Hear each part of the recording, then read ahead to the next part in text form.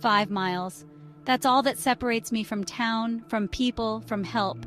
5 miles, yet it feels like a universe when you're out here alone, swallowed by the woods. The police don't take me seriously. Just the wind, ma'am, they say. Probably a coyote got your dog. Their words ring hollow, empty as the promises politicians make. They haven't seen what I've seen. They haven't felt the dread crawl down their spine. My friends, they try to be understanding, but their eyes betray them. Pity, doubt, fear. Maybe they're afraid of what they might see if they look too closely. Maybe they're afraid they'll see the same fear in my eyes that I see reflected in theirs. 5 miles. It's a world away when you're living my nightmare. Before we dive into my story, please follow, like, share, and subscribe to Just Listen. Life before the heat wave was simple, predictable, safe. I wake up before the sun, the smell of pine needles and damp earth drifting through my open window. My dog Sam, a scruffy terrier mix, would be sprawled on the rug, his tail thumping a sleepy rhythm against the hardwood floor. Coffee, breakfast, then the drive into town to the bakery. I love the smell of yeast and sugar, the feel of flour dusting my fingers as I knead dough. It's honest work. In the evenings, Sam and I would walk the trails. The woods were my sanctuary, peaceful, familiar, my haven. I knew every twist and turn, every rustle of leaves, every bird call, but that was before the heat wave, before the woods became a source of terror, before I started counting the miles to town in my sleep. The heat was oppressive, suffocating. It clung to everything, heavy and wet. The air hung thick and still. Even the birds seemed to avoid the day's heat. I was driving home from the bakery later than usual, the setting sun painting the sky in hues of orange and purple. That's when I saw it. A flicker of movement in the dense trees lining the road. Something large, dark. It was gone before I could get a good look. Just a fleeting glimpse, but it sent shivers down my spine. Unease prickled my skin. I rolled up the windows even though the air inside the car was stifling. My hand trembled as I gripped the steering wheel, my knuckles white. It was probably just a deer, I told myself, or a bear. But deep down, a seed of fear had been planted, a seed that would soon grow into something monstrous. Sam, my loyal companion, he's gone now. Taken.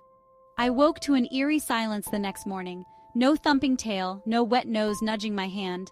The silence was wrong, unnatural. Fear, cold and sharp, pierced through the fog of sleep. I found him in the backyard, near the tree line. His lifeless eyes stared up at me, accusingly.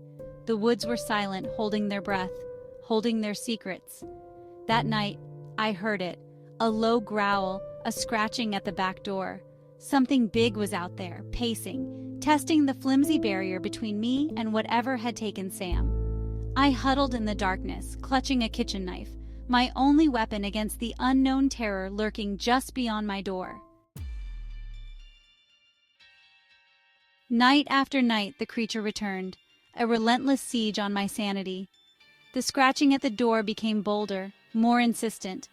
One night, the window shattered, glass rained down on the floor, shards glinting in the moonlight. I could smell its rancid breath, feel its hot, fetid breath on my face. Sleep became impossible. Every creak of the floorboard, every rustle of leaves outside my window sent my heart racing. The fear was a living thing, coiling around me, squeezing the air out of my lungs. I tried to tell people, the police, my friends, anyone who would listen. But they just looked at me with pity in their eyes. They thought I was crazy. Maybe I was. It's in the attic now. I can hear it moving around, heavy footsteps thudding above my head. The house creaks and groans under its weight. I'm trapped, a prisoner in my own home. The phone lines are dead. The power is out. I'm cut off from the outside world, isolated and alone. No one knows I'm here. No one knows what's happening to me. I huddle in the corner of the living room, the only room without an attic hatch.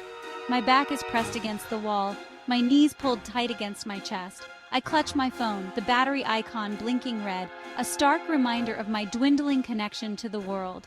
The scratching above my head stops. Silence. Heavy, expectant silence. It's the worst part. The waiting, knowing that something terrible is about to happen. How long can I last? How long before it breaks through the ceiling and gets me? Or worse, how long before it gets bored and leaves? Leaving me to wonder, to fear its return with every sunset. I'm out of options. The police won't help. My friends think I'm imagining things. I'm completely alone. The only thing I have left is hope. Hope that someone, somewhere will believe me. Hope that someone will come looking for me before it's too late. Hope that I can survive another night. But hope is a fragile thing, and in the face of this terror, it's starting to feel like a very small flame indeed.